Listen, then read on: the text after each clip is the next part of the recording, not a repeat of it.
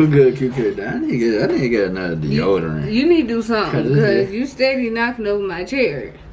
This deodorant is not working for me. What? I need to get another deodorant. This deodorant not working for me. What do you mean you stink? No, I don't stink.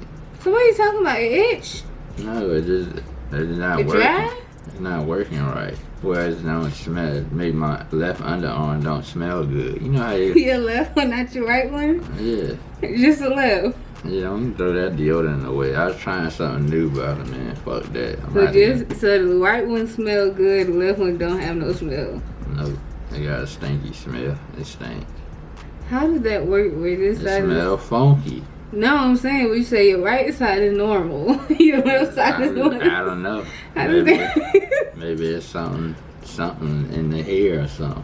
In the underarm hair. That's what I was getting to, like how one side normal, the other side like. I think it's a deodorant because it's like right. the second, third time. I mean, what the fuck, man? There you got more hair on one side. I'm about to shave it all off and start the hair over. That shit That shit irritating as hell. I'll never do that again. I did that shit one time in my life. I was like, man, fuck that. Alright, what we got? We got Lil Durk, home invasion, and shootout. I believe this was like a day or two ago. This happened. I haven't read into it yet, so I was waiting to do this video. It just happened 2 days ago. So, something nice and fresh for y'all. And because I don't know what the hell happened, I was trying to wait till it was time to do the reaction to do this. Because I was going to watch it separately. Drills influence the entire world, but all the hype and violence surrounding the genre has brought a lot of negative attention to some of its leading voices.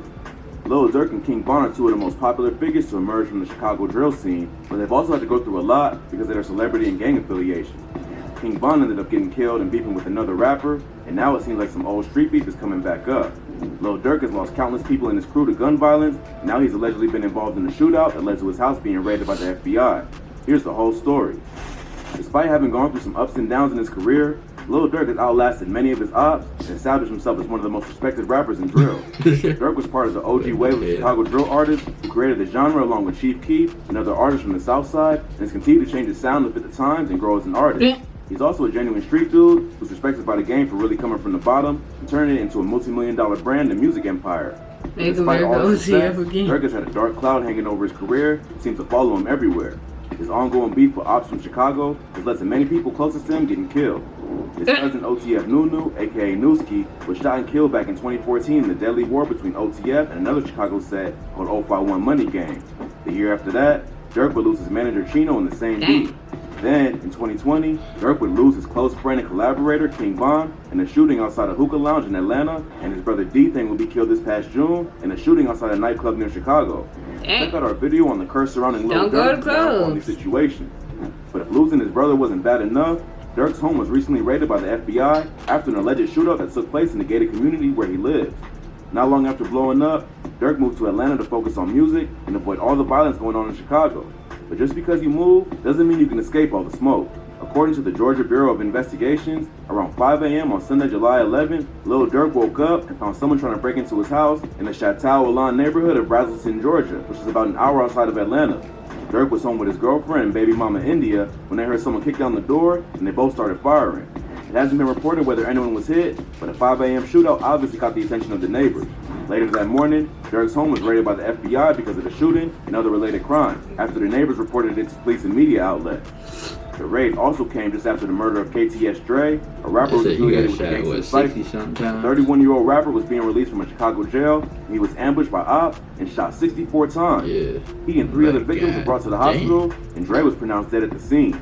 The rapper was the brother of another Chicago street legend named KTS Vaughn, who was also murdered in 2015. In front of the jail, you saw that damn shirt. Makes it seem personal. Sure. It's possible that the break-in at Durk's home was related to KTS Dre's murder. Police questioned him about it when they came to investigate.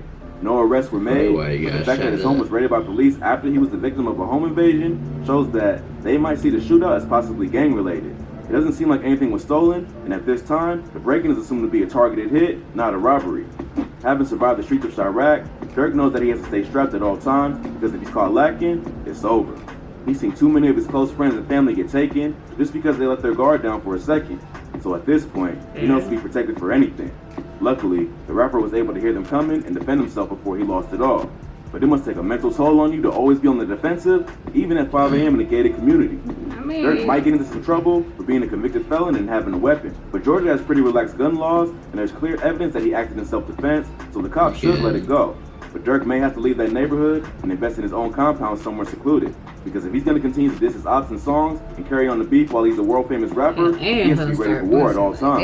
But Durk isn't the only rapper making headlines. It was just announced that police named King Von as one of the main suspects in the murder of Takara Barnes, aka K.I., the deadliest female shooter in Chirac history. K.I. was a member of the STL-EBT set of the Gangster Disciples, who were at war with the O-Block set of the Black Disciples. K.I. and King Von were sworn ops that had mutual respect for each other. Some have even suggested that there may have been a romantic relationship between the two. K.I. and Von were known to send shots at each other on social media, where they would threaten each other while flirting at the same time. King Von even appeared in an A&E documentary about K.I., where he admitted that he thought she was cool and once tried to get with her. She's just like me. She's cool. Yeah, she was cool today. I was trying to fuck. Yeah, I was trying to first. I was like, damn. But because of their affiliation, it was a relationship that could never really happen. Despite being a female, K.I. was one of STL-EBT's deadliest shooters.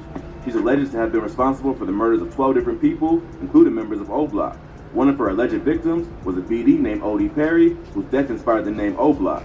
O.D. was a respected member of the BDs who went by the name Wick City at the time, and his death was one of the events that sparked the war between O-Block and STL-EBT.